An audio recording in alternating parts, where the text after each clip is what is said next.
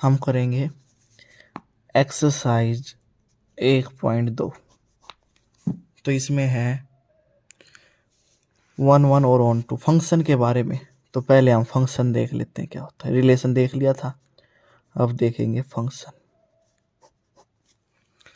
तो फंक्शन होता है, अब देखो कुछ ऐसे देखते हैं। इसमें लिख लिया मैंने 1 2 3 4 5 6 और इस साइड लिख लिया 7 8 9 10 11। ये ए है और ये बी है, ठीक है। तो अब देखो, मान लिया ये सब, इसकी भी इमेज 10 है, इसकी भी 10, इसकी भी 10, इसकी भी 10, इसकी भी 10 और इसकी भी 10, ठीक। दूसरा केस और लेते हैं। 1 2 3 4 5 6, इस साइड यही 7 8 9 10 11। ये ए है और ये बी। दूसरे में इसकी इसकी इसकी इसकी 12 और लिख लो इसकी, ठीक है। तीसरा केस ले लेते हैं। 1 2 3 4 5 6, 1 2 3 4 5 नहीं 7 8 9 10 11 12, ठीक है। इसमें भी ये ए है और ये बी है। तो इसमें मिला दो, एक को 7 से भी और एक को 8 से भी, 2 को 9 से भी, 2 को 10 से भी, फिर 3 को 1 से, 4 को भी 1 से, 11 से, 5 को 12 से और 6 को भी 12 से, ठीक है। अब बताओ कौन सा फंक्शन है। इसमें देखो, इस साइड जो ए वाला है सबकी इमेज है, केवल एक इमेज है ना। 1 की भी 10 है, 2 की भी 10 है, 3 की भी 10 है, 4 की भी 10 है, 5 की भी 10 है, 6 की 10 है, केवल एक इमेज है। तो इसका मतलब ये फंक्शन है। इसमें देखो, 1 की 7, 2 की 8, 3 की 9, सबकी एक एक इमेज है, तो ये भी फंक्शन है। इसमें देखो, 1 की कितनी इमेज है, 2, 7 और 8। 2 की कितनी इमेज है, 9 और 10। यानी एक किसी की भी इमेज जब 2 हो जाए या 3 हो जाए तो वो फंक्शन नहीं होता, ठीक है। केवल जिसकी एक इमेज होगी वो फंक्शन होगा, पर जिसकी एक से ज़्यादा इमेज होंगे वो फंक्शन नहीं होगा। जैसे 1 1 किया था हमने, ठीक है। अब इसके टाइप्स हैं।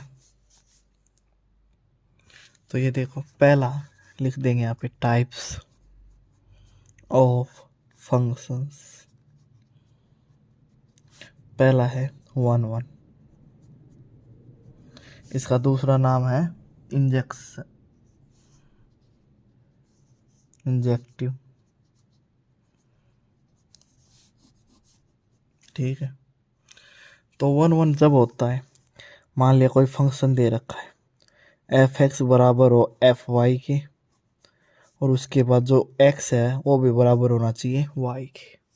यानी पूरा f(x) fy के बराबर, और जिसमें इसके एलिमेंट ये भी x बराबर y होना चाहिए। जैसे देखो, 1 2 3 4 5 6, 1 4 2 5 3 6, ये रख दिया मैंने। तो पहले f1 निकालें। f1 का मतलब कितना है, 4। और f2 का कितना मतलब है, f2 का मतलब भी कितना है, 5। तो इसमें क्या हो गया, एक फंक्शन ये भी होता है। देखो, इसमें जो f(x) है वो fy के बराबर नहीं है। देखो, 1 और 2 है, तो इसका मतलब x और y भी बराबर नहीं होने चाहिए। यहाँ तो ये दोनों बराबर है तो दोनों बराबर होने चाहिए, बराबर नहीं है तो बराबर नहीं होने चाहिए। इसकी भी देखो एक एक इमेज है सबकी, तो ये 1 1 है, ठीक है। इसका भी एक एग्जाम्पल देख लो। तो इसमें ऐसे याद रखना है, जब भी किसी की केवल एक इमेज हो, ठीक है। या फिर ए की प्री इमेज हो तो उसे कहते हैं हम 1 1। ये 10th शायद 12th में यूज़ होगा भी नहीं, इसे छोड़ दो बेशक। ये याद रखना कि जब एक की इमेज एक ही होगी तो क्या होगा, 1 1 होगा, ठीक है। और जब एक की इमेज ज़्यादा हो, परी इमेज याद रखना, इमेज तो हो सकती हैं। जैसे इसमें देखो, तो ये हमने एग्जांपल लिया, ये फंक्शन तो है पर देखो 10 की कितनी परी इमेज है, 6, तो ये 1 1 नहीं है। इसकी केवल एक ही परी इमेज एक होनी चाहिए, यानी 1 1 जो होता है उसमें देखते हैं कि ओनली 1 प्री इमेज, जब प्री इमेज एक होगी तो ये क्या होगा, 1 1 होगा। इसका दूसरा पार्ट है, यदि 1 1 ना हो तो क्या होता है, तो होता है मैनी 1। मैनी 1 में होता है जब उसकी प्री इमेज एक से ज़्यादा हो। जैसे ये फंक्शन देखो, ये इसमें 10 की कितनी प्री इमेजेज हैं, 6, तो इसका मतलब ये क्या है, मैनी 1, ठीक है। तो मैनी 1 को क्या होगा, जब उसकी प्री इमेजेज एक या एक से अधिक होंगी, ठीक है। अब देखो फंक्शन ये तो है नहीं कि किसी दो की एक इमेज तो प्री इमेजेज हो नहीं सकती। हाँ, एक की दो प्री इमेजेज हो सकती है, जैसे इसकी देखो 6, ठीक है। तो ये मैनी 1 है, ठीक है। तो जब भी एक की दो प्री इमेजेज होंगी तो क्या होगा, मैनी 1। तो लिख देंगे कि मैनी 1 में क्या हो गया, जो एक से ज़्यादा इमेजेज होंगी। तीसरा आता है ऑन टू होता है हमारा दूसरा नाम सर्जेक्टिव, ठीक है।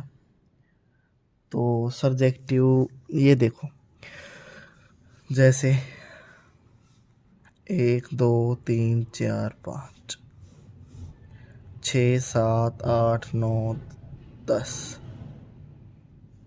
एक और लिख लो थोड़ा सही, चलो इसमें 4 तक है। देखो इसकी प्री इमेज जी, इसकी ये है, इसकी ये है, और इसकी ये, पर इसमें 10 की तो कोई प्री इमेज है नहीं, 10 की कोई प्री इमेज नहीं, इसका मतलब ये ऑन टू नहीं है। यदि इस 10 की भी कोई प्री इमेज होती है ऐसे, तो इसका मतलब ये क्या है, ऑन टू है। यानी इस साइड की जिसकी भी सारी प्री इमेजेस होंगी, सबकी प्री इमेजेस होंगी, तो वो ऑन टू होना होगा, नहीं तो ऑन टू नहीं होगा। इसे हम बोलते हैं डोमेन, इसे बोलते हैं कोडोमेन। और रेंज होती है, जैसे इसमें देखो, इसमें इसका एग्जांपल देखते हैं। इसमें डोमेन है तो इस साइड सारे, यानी 1 2 3 4 5 6। कोडोमेन है जो उस साइड है, ये वाले, यानी 7 8 9 10 11। और रेंज देखो, जिसकी प्री इमेज है, जिसकी प्री इमेज मौजूद है वो होती है रेंज, यानी इसमें रेंज होगी 10। समझे, इस साइड वाले डोमेन, इस साइड वाले कोडोमेन, और जिसकी प्री इमेज है वो रेंज हो जाएगा। तो मैं ऑन टू समझ गए, जिस को इसकी हर एक की यदि प्री इमेज है हमारे पास तो को ऑन टू होता है, यदि इनमें से एक की प्री इमेज नहीं है तो ऑन टू नहीं होगा। इसका चौथा पार्ट होता है इंटू। इंटू कौन सा होगा, जैसे मैंने इसका पहला एग्जांपल दिया था, 1 2 3 4 7 8 9 10, 6 भी लिख लो, 6 की ये, 7 की ये, 8 की ये, 9 की। इसमें 10 बच गया, 10 की कोई प्री इमेज नहीं है। यदि एक भी इसमें बच गया जिसकी प्री इमेज नहीं है तो कौन सा फंक्शन होता है, इंटू, ठीक है। समझ गए ऑन टू और इंटू में फ़र्क, 1 और मैनी 1 में फ़र्क, ठीक है। अब आया, यदि कोई 1 1 भी हो और ऑन टू भी हो तो उसे हम क्या कहेंगे, उसे हम कहेंगे बाइजेक्टिव फंक्शन। यानी जिसकी जो 1 1 भी हो और जो ऑन टू भी हो, दोनों मिल जाएं तो उसे हम कहते हैं बाइजेक्टिव फंक्शन। बाइजेक्टिव फंक्शन जैसे इसमें देखो, प्रत्येक अरे के एक इमेज है और इसमें सबकी परी इमेज भी है, तो ये कौन सा फंक्शन है हमारा? बाइजेक्टिव। ठीक है, तो पूरी एक्सरसाइज में यही है 1 1 ऑन 2 और ये